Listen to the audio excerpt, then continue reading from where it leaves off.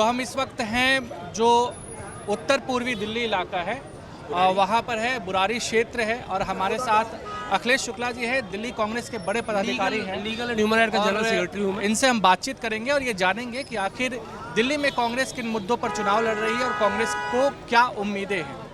सच तो ये है कि आप नॉर्थ ईस्ट दिल्ली के विषय में आप मुझसे जानना चाहते हैं।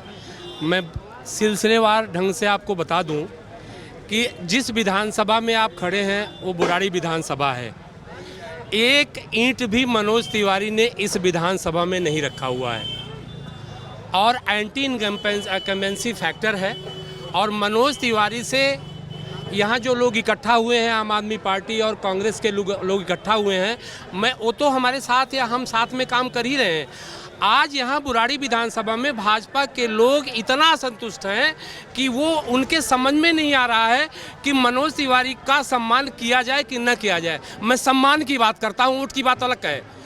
इसके बाद बगल की विधानसभा है तिमारपुर में भी एक ईंट भी मनोज तिवारी ने नहीं रखा हुआ है।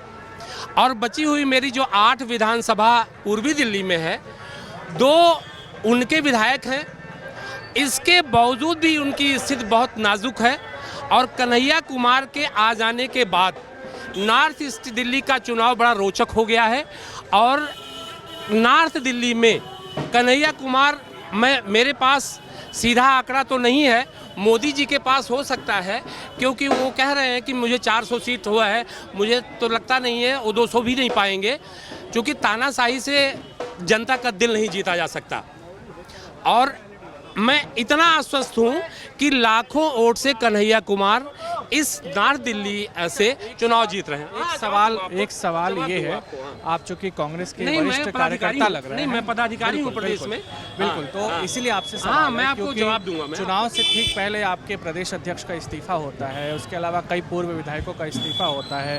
वो भाजपा में जाते हैं, वो कन्हैया कुमार की उम्मीदवारी से असंतोष भी जताते हैं। और अभी भी आपके पार्टी में कई ऐसे लोग हैं, बड़े बड़े लोग हैं, जो कन्हैया कुमार की उम्मीदवारी से असंतोष जता रहे हैं। देखिए, तो ऐसे में बड़ा सवाल है कि क्या जो आपके कार्यकर्ता हैं। देखिए, अब मुझे जो लोग असंतुष्ट थे और कांग्रेस छोड़ करके भाजपा में चले गए हैं, अब उनके खिलाफ बोलने में मुझे तनिक भी संकोच नहीं है। भाजपा का रंग कांग्रेस में रहते हुए उन पे चढ़ा था, इसलिए वो भाजपा में चले गए और गए अब टिकट लेकर के आ जाएं। नंबर 1। और नंबर 2, जिन लोगों की बात आप कर रहे हैं वो असंतुष्ट हैं। शायद आप अभी जो हमारे अध्यक्ष जी आए हैं उनके मंच पर आपने शायद देखा नहीं, अगर देखा है तो आपका स्वागत है। उनके मंच पर सभी लोग, जिसको आप असंतुष्ट भी कहना चाहते हैं, आपकी जो मंशा है, वो भी उस मंच पर वहाँ थे। तो एक नाम बता दीजिए जो असंतुष्ट थे और वहाँ नहीं थे।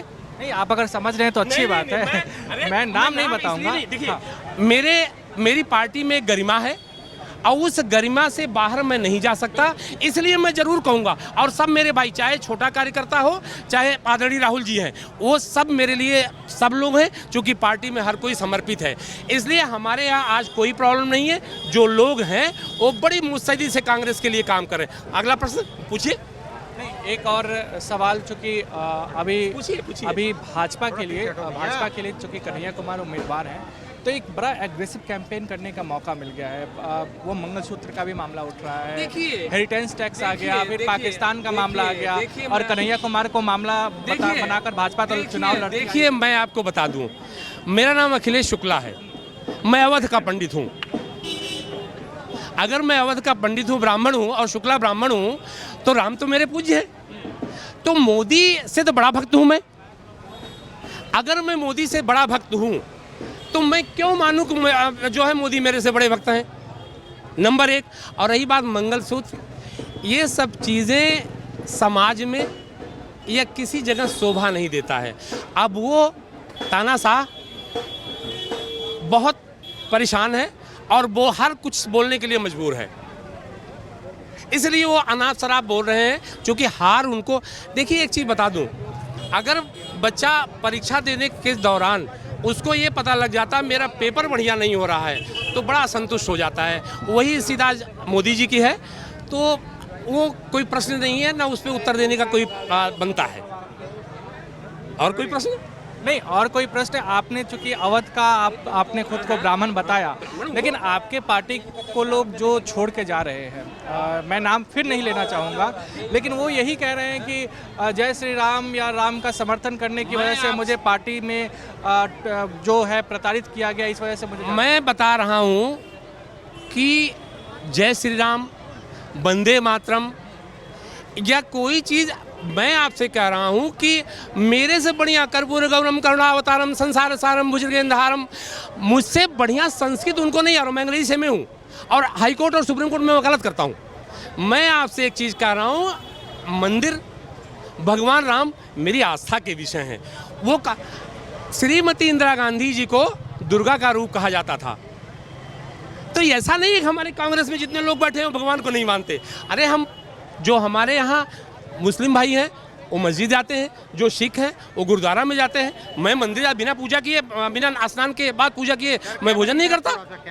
तो ऐसी बात नहीं है। देखिए वो आस्था का विषय है, और यहाँ जो लोग इकट्ठा हुए ऐसा नहीं है कि वो भगवान को नहीं मानते। वो ढोंग करना एक अलग चीज़ है, हम दिल से भगवान को मानते हैं। अगर आप भी लेना चाहते हैं देश दुनिया की तमाम जानकारी तो आज ही सब्सक्राइब करें हमारे चैनल को। साथ ही नीचे दिए बेल आइकन को जरूर दबाएं ताकि हर अपडेट आप तक पहुंच सके।